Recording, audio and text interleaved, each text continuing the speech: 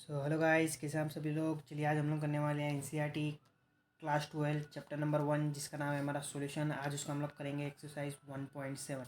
तो चलिए शुरुआत करते हैं।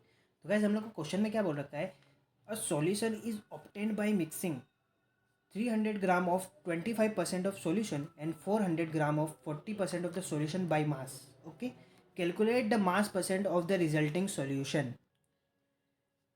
तो गाइस हम लोग को क्वेश्चन में क्या बोल रखा है कि सॉल्यूशन हम लोग ने ऑब्टेन किया है मिक्सिंग 300 ग्राम ऑफ 25% का और 400 ग्राम 40% का by mass. Okay guys, by mass बोला है और कैलकुलेट बोला है हम लोग को, मास परसेंट हम लोग को कैलकुलेट करना है। ओके गाइस, तो हम लोग को यहाँ सबसे पहले गिवन डेटा लिख लेते हैं तो आपको ईजिली समझ में आएगा गाइस। ओके, तो हम लोग को यहाँ सबसे पहले हम लोग लिख लेते हैं गिवन डेटा। गिवन डेटा के हम लोग को सबसे पहले ना मास परसेंट फाइंड करना है गाइस। मास परसेंट फाइंड करना है हम लोग को किसका, सॉल्यूट का और सॉल्वेंट का। ओके गाइस, तो हम लोग को मास परसेंट फाइंड करना है सॉल्यूट का और सॉल्वेंट का। ओके गाइस, उसके बाद हम लोग को बोला है कि 25% ऑफ 25% बाई मास बोला है गाइस। ओके, तो यहाँ मैं लिखता हूँ गाइस कुछ लाइनें जो आपको समझ में आएगी। 25% बाई मास लेना है गाइस हम लोग को। ओके, तो 25% बाई मास का मतलब क्या होता है गाइस कि 25% कोई चीज़ हम लोग को दे रखी है, तो जो पूरा सोल्यूशन होगा उसमें से 100% पूरा सोल्यूशन होगा, उसमें से 25% ये होगा। और बाई मास का मतलब इसको जो लेना है हम लोग को ग्राम में लेना है। ओके गाइस, तो 25 gram of solute. Okay guys, तो 25 gram of solute in 100 gram of solution, in 100 gram solution. Okay guys, 100 gram of solution. Okay guys, इसका मतलब हम लोग को क्या बोला है गाइस कि जब हमारे पास 300 ग्राम का सॉल्यूशन होगा तो उसके हिसाब से हमारा जो सोल्यूट होगा वो कितना होगा, तो कितना होगा गाइस, चलिए यहाँ से मैं आपको समझाता हूँ। तो मास of solute, mass of solute in 300 gram, 300 gram solution में मास ऑफ सोल्यूट कितना होगा गाइस। जब हमारा 25% था वो 100% में था, तो जब 300 ग्राम हो गया तो इसका मतलब हम लोग उसको 3 से मल्टीप्लाई करेंगे 25, क्योंकि जब 100 ग्राम था तो वो 25% था। जब 200 ग्राम हुआ होगा तो वो कितना होगा, 50% हो गया होगा। और जब हमारा 3 ग्राम हुआ होगा तो वो कितना होगा, 75। तो हम लोग को यहाँ 100 ग्राम में 25 है, तो 300 ग्राम में कितना होगा, तो इसको हम लोग 3 से मल्टीप्लाई करेंगे तो 75 ग्राम में इतना हमारा सोल्यूट, मतलब 100 ग्राम में जब 25 ग्राम सोल्यूट था तो 300 ग्राम में 75 ग्राम हमारा सोल्यूट होगा। ओके गाइस, फिर उसके बाद हम लोग को बोला है 40% बाई मास। चलिए ये भी लिख लेते हैं, 40% बाई मास। 40% बाई मास मतलब ये भी एक सोल्यूट है हमारा गाइस। ओके, तो 40 gram of solute in 100 gram of solution, ये भी उतना ही होगा गाइस। जैसे हमारा ये दो सोल्यूट हम लोग को दे रखे तो इसका मतलब वही दे रखा है। तो 40 gram of solute, 100 gram solution, तो हम लोग को 400 ग्राम का सोल्यूशन दे रखा है, तो उसमें कितना होगा गाइस। ओके, तो therefore mass of solute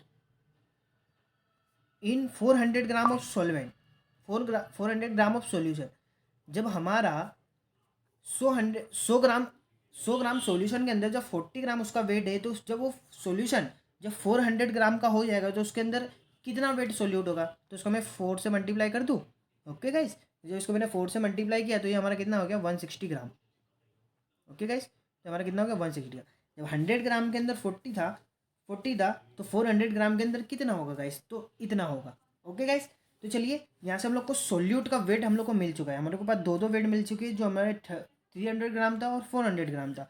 okay guys, तो therefore total mass of solute, total mass of solute कितना हो जाएगा गाइस, ये दोनों का एडिशन।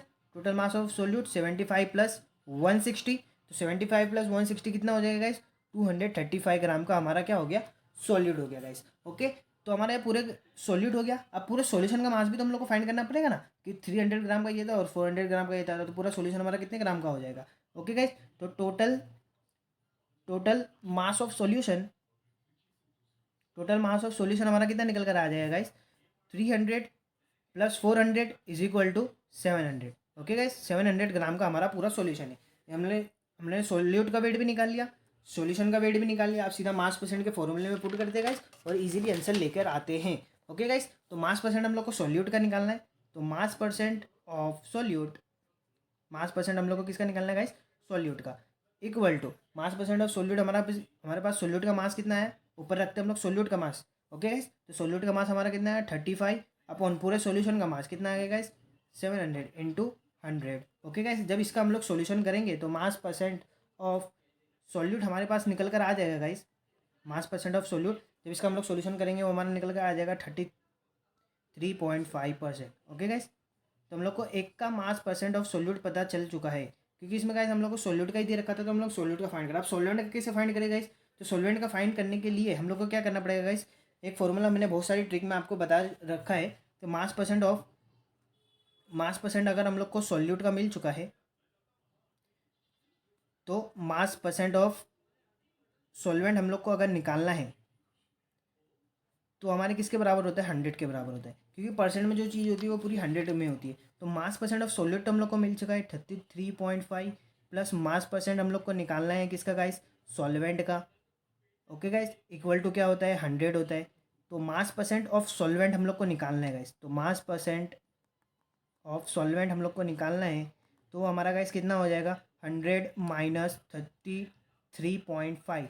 जब इसको हम लोग माइनस करेंगे तो गाइस ये हमारा निकल कर आ जाएगा 66.5%। ओके गाइस, तो हम लोग को यहाँ मास परसेंट ऑफ सॉल्यूट भी हम लोग को मिल चुका है, सॉल्वेंट भी हम लोग को मिल चुका है 66.5%। ओके गाइस, तो हम लोग को सोल्यूट का बोला था और सॉल्वेंट का बोला था, मतलब पूरे सॉल्यूशन का हम लोग को इनडायरेक्टली बोला हुआ था, तो हम लोग ने पूरे सॉल्यूशन का मास परसेंट निकाल लिया गाइस। उम्मीद करता हूँ आज का वीडियो आपको पसंद आया होगा। वीडियो पसंद आया तो वीडियो को लाइक करें, चैनल को सब्सक्राइब करें, अपने फ्रेंड लोगों के साथ शेयर करें और ऐसी एनसीईआरटी की वीडियो के साथ हमारे साथ बने रहे। चलिए मिलते हैं अगली वीडियो में, तब तक के लिए बाय बाय।